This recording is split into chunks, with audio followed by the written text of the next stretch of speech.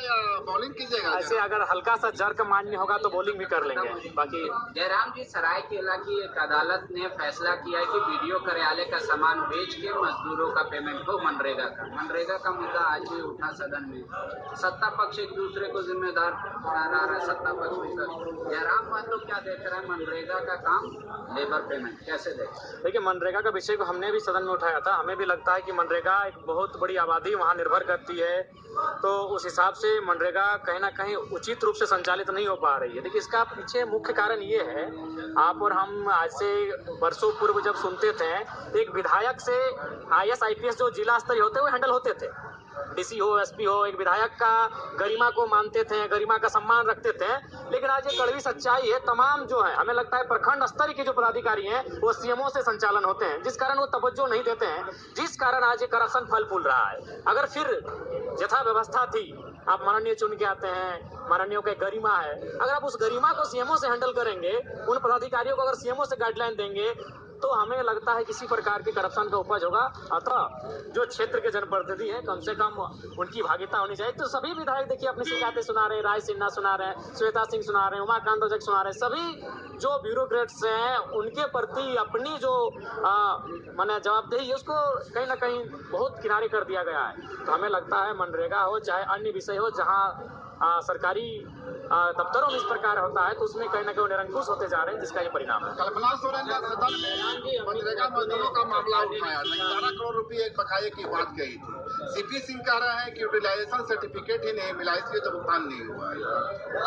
देखिए, इस पर वाद विवाद चर्चा परिचर्चा का विषय, सरकार को इस विषय को गंभीरता पूर्वक लेना चाहिए। मेरा भी मानना है उनको गंभीरता पूर्वक लेना चाहिए, इस दिशा में सरकार को कार्य करना चाहिए।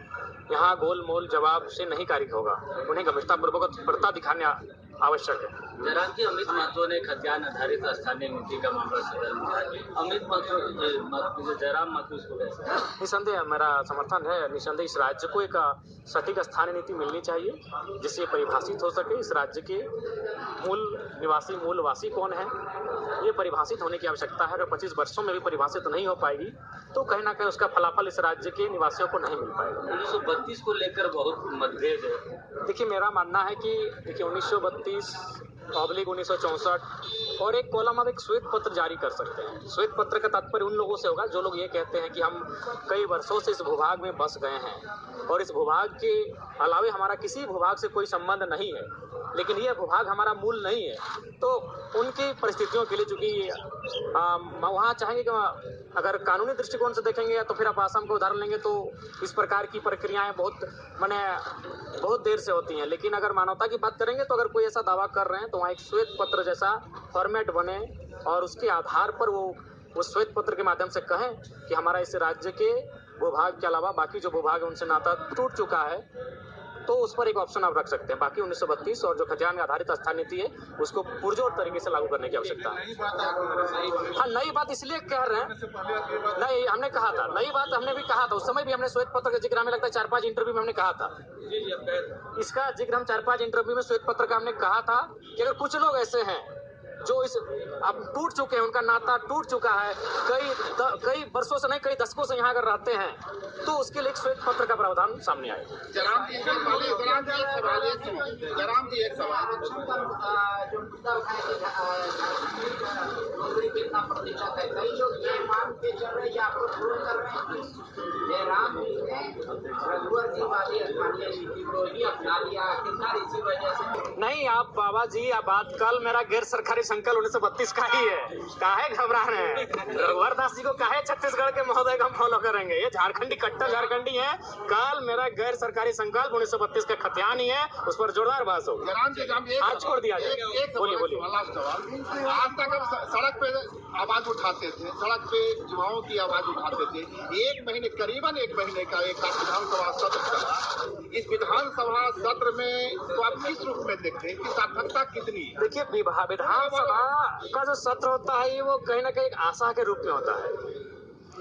लोग बड़ी आशा रखते हैं कि वहाँ हमारा जब मुद्दा जाए तो कम से कम उसका निष्कर्ष सामने आए, और अगर यहाँ हमारा मुद्दा आने के बाद भी अगर निष्कर्ष नहीं हो पाता है तो सदन की सार्थकता, सदन की गरिमा का कोई औचित्य नहीं रह तो जाएगा। क्या सड़क पे आवाज उठाने वाला वो जयराम महतो आज सदन में आकर निराश नहीं, आप ही कैसे कह सकते हैं? मैंने शून्यकाल में सवाल उठाया, शून्यकाल का उत्तर आएगा।